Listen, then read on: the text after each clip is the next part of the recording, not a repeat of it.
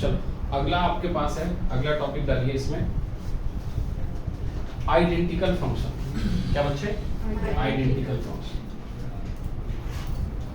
अच्छा, identical function को ही आप इक्वल फंक्शन भी बोल सकते हैं। क्या बोल सकते हैं? Equal function.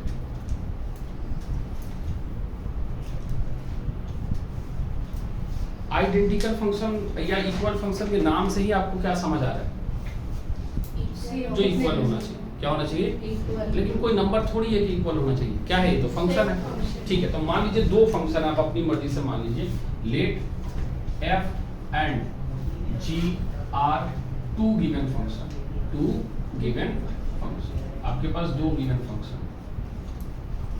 तो पहला कंडीशन ये कहता है इक्वल होने के लिए कि इनका जो डोमेन है वो दोनों क्या होना चाहिए? इक्वल होना चाहिए। Let f and g are two given function, they are identical. ये कब आइडेंटिकल होंगे बच्चे? दे आर आइडेंटिकल इफ, पहला पॉइंट कि जो डोमेन ऑफ f है, डोमेन ऑफ वो बराबर होना चाहिए कितने के बच्चे? Domain of g। पहली बात तो। दूसरी बात कि जो रेंज ऑफ f है, क्या बच्चे? रेंज ऑफ f वो कितने के बराबर होना चाहिए? रेंज ऑफ g के। अच्छा, रेंज का मतलब फॉर द रिक्वायर्ड डोमेन, यानी जो इनपुट आप दे रहे हैं उसी जो इनपुट का हमें क्या मिलता है? आउटपुट, उसको हम क्या बोलते हैं? रेंज। और तीसरा जो हम लिख रहे हैं वो इंपॉर्टेंट है, समझिएगा कि हर f ऑफ x अगर x में डिफाइन है तो f ऑफ x बराबर होना चाहिए किसके लिए? g ऑफ x के लिए। वेयर, इस बात को समझिएगा जो नीचे लिख रहे हैं, x belongs to domain of f and x belongs to domain of g। मतलब ये अपने डोमेन के लिए जो मिले हमें और जो इसके डोमेन से मिले, ये हमेशा क्या होना चाहिए? बराबर होना चाहिए। क्या होना चाहिए? बराबर होना चाहिए। तब वैसे हम फंक्शन को क्या बोलते हैं? आइडेंटिकल। अब वैसे तो समझ आएगा नहीं, तो सीधा सीधा एक क्वेश्चन से समझ लेते हैं और डिफिकल्टी क्वेश्चन लेते हैं, आसान क्वेश्चन नहीं लेते। ठीक है, अब मान लीजिए एक क्वेश्चन है आपके पास। ठीक है, क्वेश्चन क्या कह रहा है कि find the value of x, find value of x for which the following function, for which हमारे पास फंक्शन दिया है f(x) equal to 9 minus x square, 9 minus x square root under x minus 2। ठीक, and आपके पास gx दिया है root under पूरा का पूरा 9 minus x square divide by कितना बच्चे? x minus. कह रहा है कि x की वो वैल्यू निकालिए। वैल्यू का मतलब वो इनपुट निकालिए जिसके लिए क्या हो रहा हो? इक्वल या आइडेंटिकल फंक्शन। कोई भी क्वेश्चन अगर हम पढ़ रहे हैं अभी तक तो रियल फंक्शन है। क्या है? Real function. तो पहले तो हम इसका डोमेन निकालेंगे और इसका डोमेन निकालने के लिए हम सबसे पहला कंडीशन लगाएंगे 9 minus x square greater than equal to 0। Yes sir. और पहले अगर सॉल्व कर चुके हैं तो आपको पता होना चाहिए कि इसको हम लिख सकते हैं x square minus 9 less than equal to 0। Inequality. क्या बच्चे?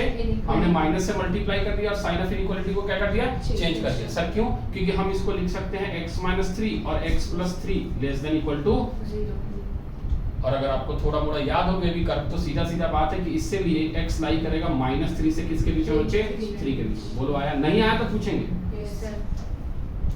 क्योंकि हम बेबी कर्व लगाते हैं तो यहाँ हम लेते हैं माइनस 3 और यहाँ लेते हैं 3। इसके बीच कोई वैल्यू रखा 0, तो 0 पे नेगेटिव और 0 पे पॉजिटिव, तो नेगेटिव इनटू पॉजिटिव क्या आ गया? इधर कैसा आएगा और इधर कैसा आएगा?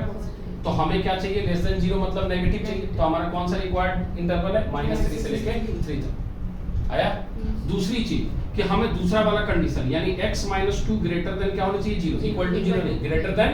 क्यों इक्वल टू 0 नहीं? क्योंकि डिनोमिनेटर 0 नहीं हो सकता। तो यहाँ से जो वैल्यू हमें मिलेगा वो x ग्रेटर देन 2 मिलेगा। क्या मिलेगा? x greater than 2।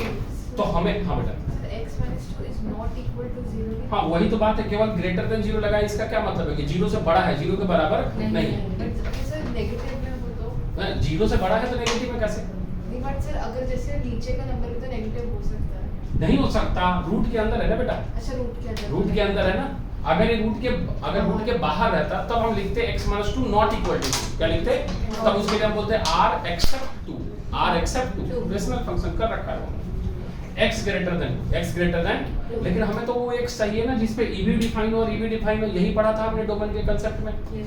D1 intersection D2। तो हम एक मार्क कर लेते हैं, थोड़ा खेलते हैं। यहाँ ले लिया हमने -3 यहाँ ले लिया हमने 2 और यहाँ क्या ले लिया हमने 3। पहला वाला कह रहा है कि -3 से लेके 3 close interval, yes sir. Yes sir. और दूसरा कह रहा है 2 से बड़ा, 2 से बड़ा। मतलब यहाँ से लेके इधर तक, यस सर।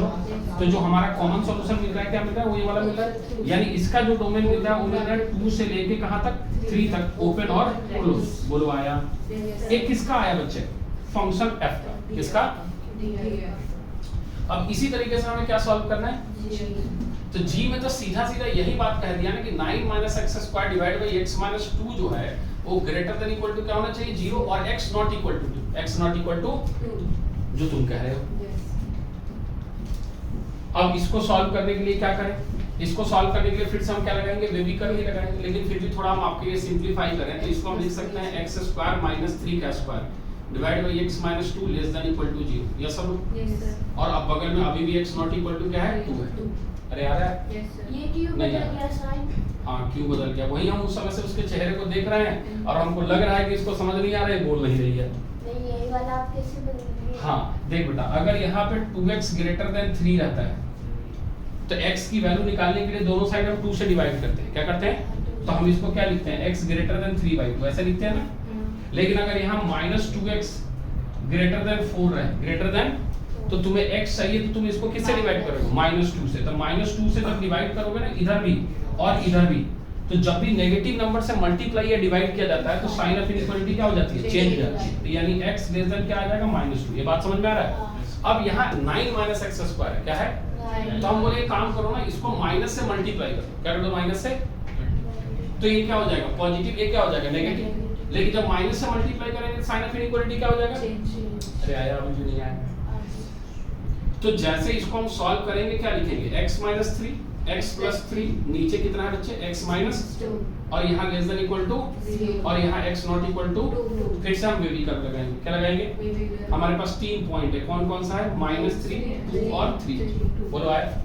अब हम वैल्यू ले लेते हैं -3 से 2 के बीच में 0, क्या ले रहा है, 0 पे a नेगेटिव a पॉजिटिव और a नेगेटिव, तो नेगेटिव नेगेटिव कैंसिल आउट होके क्या आ गया, आया नहीं आया, नहीं आया। क्या कैंसिल किए? कोई वैल्यू रखे यहाँ पे -3 से 2 के बीच में 0 रखा, तो 0 रखा तो ये वैल्यू कितना आया, -0 रखा तो ये कितना आया, और 0 रखा तो नीचे कितना आया, ये इससे कट के 9/2 आया, पॉजिटिव है या नेगेटिव है, अब आया, अरे आया नहीं आया।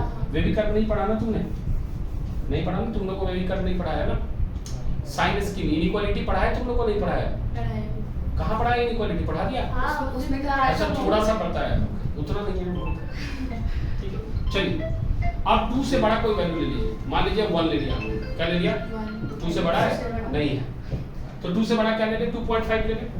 2.5 पे एक ऐसा नेगेटिव, 2.5 पे एक ऐसा पॉजिटिव, 2.5 पे एक ऐसा पॉजिटिव। तो अगर नेगेटिव पॉजिटिव तो यहाँ कैसा आ गया, नेगेटिव, सोच लो, 2.5 पे एक ऐसा नेगेटिव, 2.5 पे कैसा पॉजिटिव, 2.5 पे कैसा पॉजिटिव, तो ये भी पॉजिटिव, ये भी पॉजिटिव, एक ही नेगेटिव, तो कैसा आ गया नेगेटिव। 3 से बड़े पे हमेशा कैसा आएगा पॉजिटिव, रख के चेक कर लो कुछ भी, तो इस -3 से बड़े पे हमेशा कैसा आएगा नेगेटिव, कैसा आएगा नेगेटिव। हमें इस इनइक्वालिटी में क्या चाहिए, less than 0 greater than 0, less less than 0, less than 0 मतलब नेगेटिव, नेगेटिव, नेगेटिव कहाँ कहाँ आ रहा है बेटा, माइनस इंफिनिटी से माइनस, ओपन क्लोज, यूनियन कहाँ से कहाँ तक, 2 से लेके 3 तक, ओपन क्लोज, यस और नो, तो को हमने क्या रखा, ओपन रखा। अब इसमें और इसमें ये इक्वल उसी समय हो सकता है जब इसका डोमेन इस डोमेन के इक्वल, तो यहाँ 2 से 3 है और यहाँ ये सारी वैल्यू, तो दोनों में कॉमन क्या दिख रहा है, 2 से 3, यानी ये उसी समय इक्वल होगा जब x लाई करेगा किसके बीच में भैया, 2 से लेके 3 के बीच में, ओपन और क्लोज। तो यही जो है वो आपका क्या है, x की वो वैल्यू है जिसके लिए f और g दोनों क्या होंगे आपस में आइडेंटिकल यानी इक्वल फंक्शन कहलाएंगे। ये थोड़ा डिफिकल्ट क्वेश्चन है जिसमें आपसे डोमेन पे काम करवाया, कभी कभी सीधा सीधा क्वेश्चन दे देगा कि 2x + 3 है, उधर 4x + 5 है, तो बताइए a और b की वैल्यू क्या है। अगर ये इक्वल फंक्शन है तो वो हर इनपुट के लिए आउटपुट, यानी अगर हम x की वैल्यू 1 डाल रहे हैं, हमें कुछ आउटपुट मिल रहा है, तो उसमें भी जब हम x की वैल्यू 1 डालें तो वही आउटपुट मिलना चाहिए। मतलब थोड़ा और आसान क्वेश्चन की बात करें तो fx = हम लिख दिए हैं 2x + 1, और gx इक्वल टू हमने लिख दिया यहाँ पे a प्लस 3, क्या लिख दिया? A plus और हम बोले कि ये इक्वल फंक्शन है for x equal to 1, x equal to 1। तो इसका मतलब ये है ना कि भैया f1 कितने के बराबर है? g1 के बराबर है। हाँ अरे ये सुनो, yes sir, so ये कैसे? फिर से बता रहे हैं कि fx a दिया हुआ है और gx a दिया हुआ है Yes. और कह रहा है gx दिया हुआ है, सॉरी ax प्लस 3 रखो, है ना? Yes. a fx दिया और क्या दिया है? gx दिया है। बोल रहा है ये दोनों इक्वल फंक्शन है उस समय जब x की वैल्यू कितनी है? 1 है। तो जब f1 रखेंगे जो आएगा वही g1 भी आएगा। तो f1 जब रखेंगे तो हमें क्या मिलेगा बच्चे? 2 into 1 कितना मिलेगा? 2 into 1 plus 1 कितना आ गया? 3। और जब हम g1 रखेंगे तो हमें मिलेगा a plus 3 is equal to 3। Yes हम Yes, sir. तो a की वैल्यू कितनी आएगी बच्चे? 0 आएगी। अरे यस हम Yes, sir. ये आसान जो एनसीईआरटी टाइप क्वेश्चन, A0 कैसे लाए? फिर ये 3 उधर जाके सब्ट्रैक्ट हो जाएगा, मारेंगे तुमको। A प्लस अच्छा उससे थे हाँ हाँ सर। A की वैल्यू निकालनी हाँ, थी। नजरें थोड़ा तेज चलाओ अब। हाँ हाँ सर। आई बात समझ में? तो आइडेंटिकल और इक्वल फंक्शन का मतलब ये होता है कि एक ऐसा फंक्शन जिसका डोमेन सेम हो, जिसका रेंज सेम हो और fx और gx की value x belongs to domain के लिए हमेशा क्या हो? सेम हो। वैसे फंक्शन को हम इक्वल या आइडेंटिकल फंक्शन बोलते हैं। आसान क्वेश्चन कुछ इस तरीके का है और अच्छा क्वेश्चन है तो कुछ इस तरीके का है। क्लियर है? नोट कीजिए फटाफट।